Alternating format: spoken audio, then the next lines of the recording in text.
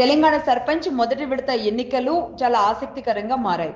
ఉదయం 7 గంటలకే ప్రారంభమైన ఎన్నికల సరళి గ్రామాలలో అయితే ఒక పండుగ వాతావరణాన్ని కనబరిచింది. 7 గంటల నుంచి అటు పెద్దలు అలాగే యువత కూడా ఈసారి ఓటేయడానికి ఆసక్తి చూపినట్టుగా తెలుస్తుంది. అలాగే వరంగల్ అత్యధిక పోలింగ్ నమోదు చేసుకుంటే ఆదిలాబాద్ అత్యల్పంగా పోలింగ్ నమోదు చేసుకున్న పరిస్థితి ఉంది. మహిళలు కూడా పెద్ద ఎత్తున బారులు తీరిన పరిస్థితి కనబడుతుంది. యథావిధిగానే పల్లెల్లో ఎప్పుడైనా సరే ఓటింగ్ శాతం అనేది పెరుగుతూ ఉన్న నేపథ్యంలో అలాగే కనబడింది ఈసారి కూడా తెలంగాణ సర్పంచ్ ఎన్నికల్లో. అయితే ఉదయం నుంచి చాలా సర్వత్రా ఆసక్తిగా ఎందుకుంది అంటే మరి ఏ పార్టీ మద్దతు ఇచ్చే వాళ్ళు గెలవబోతున్నారు అనే దాని మీద ఉత్కంఠ. ముఖ్యంగా ఇక్కడ డబ్బుల పంపకాలు కానీ లేదంటే మద్యం కానీ ఏరులై పారింది అని చెప్పినప్పటికీ కూడా తెలంగాణ సర్పంచ్ ఎన్నికల్లో మాత్రం గ్రామీణ ఓటరు కాంగ్రెస్ వైపే మొగ్గు చూపినట్టుగా తెలుస్తుంది.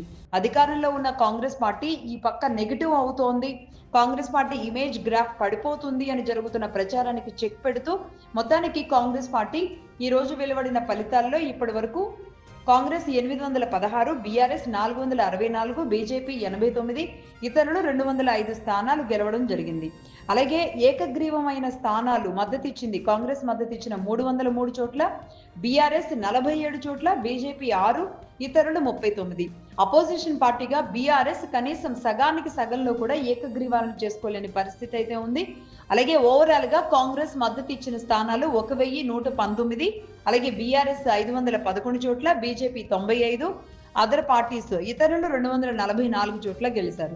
ఇక రెండో విడత జరగబోయే ఎన్నికల మీద ప్రస్తుతానికి పార్టీల ఫోకస్ వెళ్ళింది. మొత్తానికైతే కాంగ్రెస్ ఇటు జూబ్లీ హిల్స్ తో పాటుగా గ్రామీణంలో కూడా కాంగ్రెస్ తన ఊపిరిని నిలుపుకున్న నేపథ్యంలో మొత్తానికి కాంగ్రెస్ జెండాని తొలి విడతలో అయితే రెపరెపలాడింది. ఇక రెండో విడత మూడో విడతలో పార్టీల కసరత్తులు పార్టీల స్ట్రాటజీస్ మారే అవకాశాలు ఉంటాయి.